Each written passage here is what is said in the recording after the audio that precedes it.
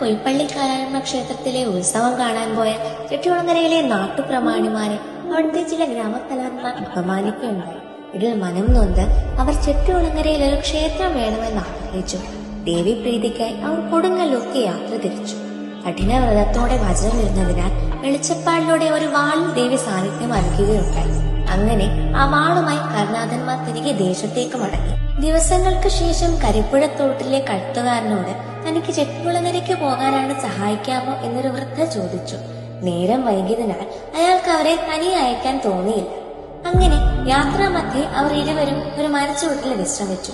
അടുത്തുള്ള ഒരു ഭവനത്തിൽ നിന്ന് അയാൾ വൃദ്ധയ്ക്ക് ഭക്ഷണം വാങ്ങി നൽകുകയും ചെയ്തു. ക്ഷീണം മൂലം മയങ്ങിപ്പോയ കടത്തുകാരൻ ഉണർന്നെണീറ്റപ്പോൾ ഇവയെ കാണാനില്ല. പരിഭ്രമിച്ച അയാൾ അടുത്തുള്ള ഭവനങ്ങളിൽ വിവരമറിയിച്ചു.